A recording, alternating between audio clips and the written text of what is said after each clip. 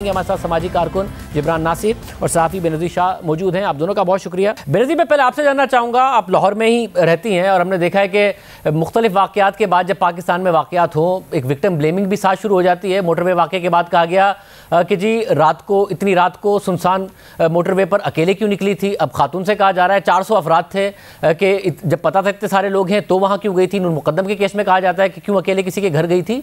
ये फिर victim blaming हमें नज़र आ रही है। आप क्या समझती हैं? आपने इस किस्म के केसेस पर काम भी किया है, कवर भी किया है, क्या वजूहात हैं कि एक के बाद एक वाक़या सामने आ रहा है और हम मुआशरे में इसको एक प्रॉब्लम के तौर पर यह नहीं मानने को तैयार कि पाकिस्तान में ख़वातीन गैर महफूज हैं?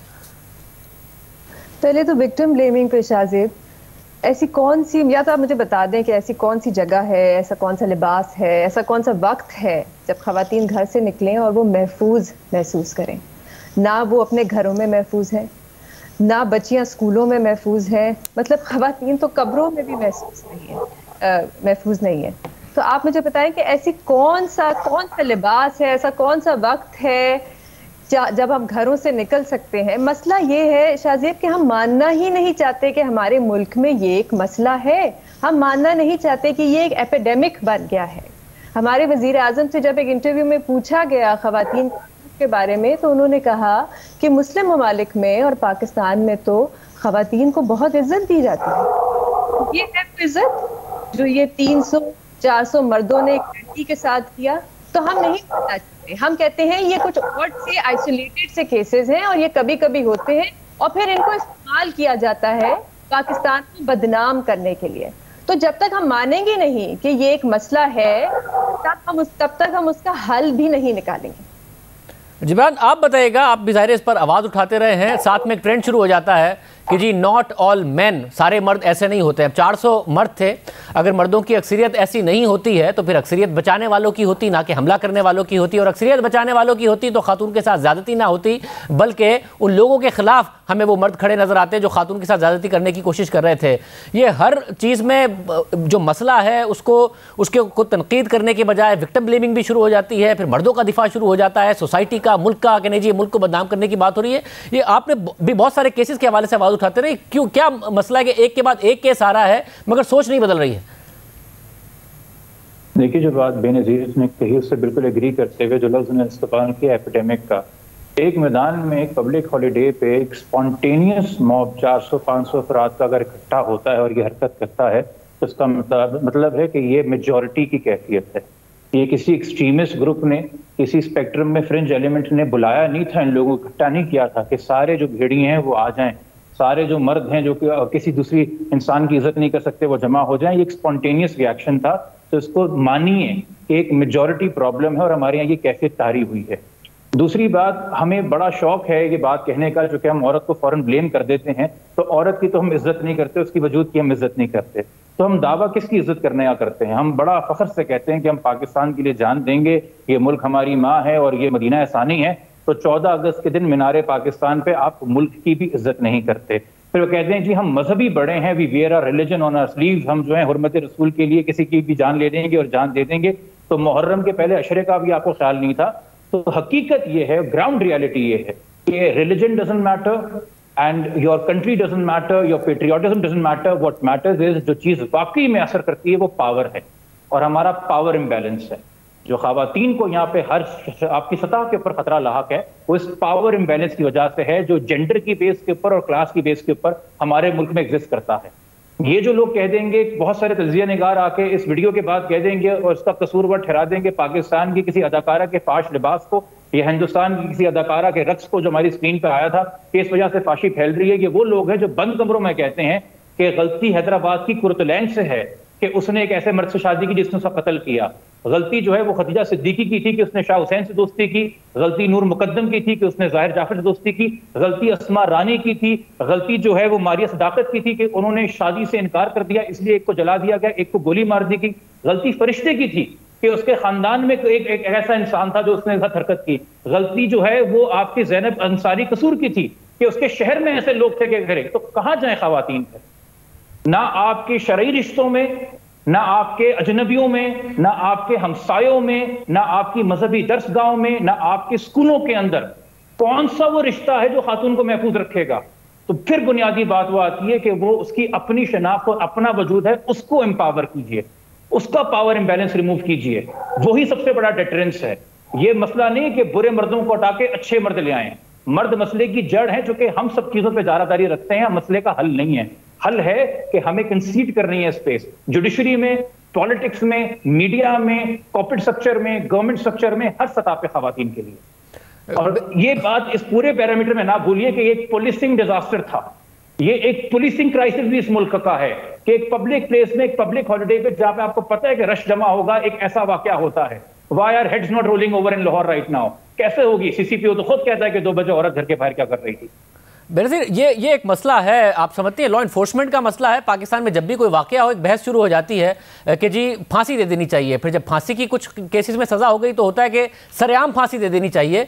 जो सज़ा का यकीन होना है उससे ज़्यादा जो सज़ा की शिद्दत है उस पर बहस शुरू हो जाती है कि शदीद से शदीद सज़ा होगी तो ऐसे वाकयात नहीं होंगे। हालांकि दुनिया में जहाँ ऐसे वाकयात कम होते हैं वहाँ सज़ा की शिद्दत से ज़्यादा सज़ा के यकीन होने की वजह से है। क्या लॉ इन्फोर्समेंट का भी जो एटीट्यूड है और हमारा जो एटीट्यूड है कि जी बस सज़ा सख्त कर दें, चौक पे लटका दें, उससे ये मामला जो है वो हल नहीं हो रहा है? बुनियादी मसला तो माइंडसेट का है शाहजेब। हमारी हुकूमत से जब तक आप कानून कोई सा भी ले, आप सज़ा कोई सी भी देते हैं, जब तक माइंडसेट नहीं बदलेगा कुछ नहीं होगा। हमारी हुकूमत से, हमारी रियासत से एक बड़ा क्लियर एक मैसेज आना चाहिए कि ये ख़वातीन मुखालिफ सोच, सेक्सिज्म, मिसोजिनी हम बर्दाश्त नहीं करेंगे। लेकिन हम बर्दाश्त करते हैं।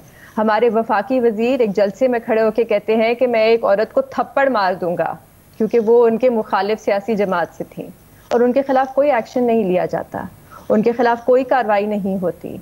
तो ये मसला माइंडसेट का है, और मसला ये है कि हमारी हुकूमत हमारे साथ खड़ी नहीं है, वो हमारे लिए आवाज़ नहीं उठाती। एक और चीज़ जिस पे बहुत ज़रूरी है बात करना, वो ये कि हम बच्चों को तालीम, जब उनकी किताबें, प्राइमरी स्कूल की किताबें आप उठा के देखें, वहाँ पे ख़वातीन की नुमाइंदगी कैसे होती है, क्योंकि ये इस किस्म की जो सोच होती है वो तो आपके बचपन से आती है।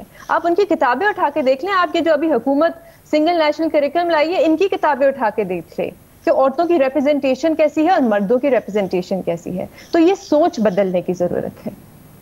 जिब्रान, ये बताइएगा, क्योंकि ज़ाहिर बतौर समाजी कारकुन भी और बतौर वकील भी आप केसेस को फॉलो करते हैं, कानून को समझते हैं, क्या ये जो शिद्दत है कि जी चौक पे लटका देना चाहिए, इस किस्म की सज़ाएं होनी चाहिए तो ये वाक़यात कम हो जाएंगे, क्या वाकई इससे बात बन जाएगी? या फिर सज़ा को यकीनी बनाना, विक्टिम ब्लेमिंग ना करें, अगर कोई खातून के साथ गलत करे, ज़्यादती करे, तो खातून का कॉन्फिडेंस है कि वो पुलिस को जाकर रिपोर्ट करा सके, फिर उसको बाकायदा तौर पर अदालती निज़ाम में भी इंसाफ मिले, उससे चीज़ें बेहतर होंगी? या फिर सज़ा की शिद्दत से बेहतर होंगी? साजिद साहब, मैं पाकिस्तान में ऐसी अदालतों में प्रैक्टिस करता हूँ जहाँ ये दलाइल देते हैं बड़े बड़े वकील के आके कि 13 साल की है तो क्या हुआ, निकाह कर लिया है, प्रेग्नेंट हो गई तो क्या हुआ, निकाह कर लिया है, और अपने हिसाब से सदियों पुरानी रवायतें देते हैं कि देखिए सहाबा की या किसी और की भी जो है ज़ौजाएं ये थी। और मैं उन अदालतों में प्रैक्टिस करता हूँ जिसमें जजेस जो हैं वो बड़े दिलचस्पी से सुनते हैं ये आर्गुमेंट और मुझसे सवाल करते हैं कि आपका काउंटर आंसर क्या है। जबकि पाकिस्तान पीनल कोड में लिखा हुआ है कि 16 साल से कम लड़की के साथ किसी भी किस्म के जिनसी ताल्लुकात जो हैं वो स्ट्रिक्ट लायबिलिटी रेप है। अगर अदालत में वकील की ये कैफियत है, अगर अदालत में जज की ये कैफियत है, तो आप माशरे से क्या पूछना चाह रहे हैं और आप क्या लिटमस टेस्ट के रखना चाह रहे हैं? कैंसर जो है वो बहुत डीप रूटेड है इस हवाले से, और इसकी वजह यह है सर कि हम नजरें अगर बंद करें, माशरा आंखें बंद करें, तो शायद हमारे अपने अंदर का भी जानवर बाहर निकल आए।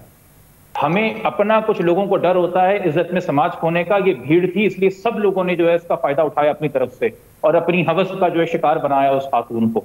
मगर मसला जो है वो बहुत ज्यादा डीप रूटेड है इसको। और उसका हल क्या है बेनज़ीर? इसका हल यही है शाहजीब, जो मैंने कहा कि हुकूमत की तरफ से एक क्लियर मैसेज आना जरूरी है।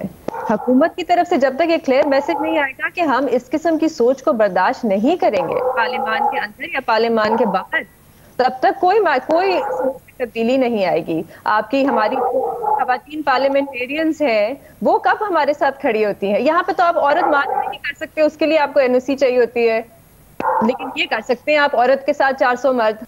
तो ये सोच तब्दील होगी अगर हुकूमत की तरफ से। जिम्मेदारी तो उनकी है, जिम्मेदारी सबसे पहले उनकी है हमारी हिफाजत करना।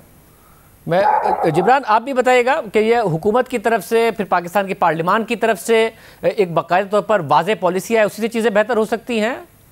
इसके अलावा और क्या सोल्यूशन है? इसके अलावा और कोई सोल्यूशन नहीं है। आपको प्रोएक्टिव एक्शन लेना पड़ेगा। मसला ये है कि ऐसे डिजास्टर्स में जहां पे मॉरल क्राइसिस आपका सामने आ गया है, सोशल क्राइसिस सामने आ गया है, लीगल क्राइसिस सामने आ गया है, हम सिर्फ अखलाकियात के दर्स देते हैं। कानून साजी की बात करेंगे तो बड़े बेहतरीन कानून पाकिस्तान के अंदर, उनकी कमी नहीं है, मगर मसला वही इकदामात को लेके है। हम 74 साल बाद ये तारीख खत्म कर रहे हैं कि सुप्रीम कोर्ट में शायद एक खातून जज जा रही हैं। तो अंदाजा कर लीजिए ना हम कितना पीछे हैं। जब एक ही जहनियत के लोग, एक ही सोशल सर्कल के लोग, एक ही अंडरस्टैंडिंग के लोग आपकी पार्लियामान में बैठे हुए हैं, आपके कानून नाफिज करने वाले इदारों में बैठे हुए हैं और आपके कानून का इतलाक करने वाले इदारों के अंदर बैठे हैं, तर्जुमा करने वाले इदारों में बैठे हैं, तो कैसे सोल्यूशन आएगा? रिफॉर्म्स की भी जरूरत है। आपको ये पावर स्ट्रक्चर्स चेंज करने होंगे। जिस तरह पार्लियामान में आप रिजर्व सीटिंग के जरिए लेके आए हैं, मगर आज भी आपको पता है कि जनरल सीट के ऊपर खवातीन जो है बहुत कम है जो इलेक्शन लड़ती हैं, क्योंकि एक रविश है हमारी मेजोरिटी के अंदर कि हम खवातीन को लीडरशिप रोल में नहीं देखना चाहते। तो इसके लिए आपको किताबें भी चेंज करनी है, इसके लिए आपको कानून नाफिज भी करने हैं, इसके लिए आपको फैसिलिटेशन सेंटर्स भी खोलने हैं, इसके लिए आपको प्रोएक्टिव होके खवातीन को एम्पावर करना है और प्रायोरिटाइज करना है और बताना है कि yes, this is a segment of a society जिसको हुकूमत ज्यादा देखभाल करेगी, क्योंकि ये हमारे आइन में भी लिखा है। खातून और बच्चों की हिफाजत ज्यादा बढ़ चढ़ के रियासत करे, ये हमारे आइन में भी लिखा हुआ है। तो ये डर ही कम से कम डालें पावर इम्बैलेंस का कि रियासत इस मुल्क में औरत के साथ खड़ी है, क्योंकि मर्द के पास तो वैसे ही सब कुछ है ताकत के नाम पे। आप दोनों का बहुत शुक्रिया। गुफ्तगू नाज़रीन आपने सुनी। उम्मीद करते हैं कि हालात में बेहतरी आए, हुकूमत एक कदम आगे बढ़कर, कई कदम आगे बढ़कर इस मामले को देखे, ना कि विक्टिम ब्लेमिंग इस तरीके से सोसाइटी में हो रही हो जिस तरीके से हो रही है।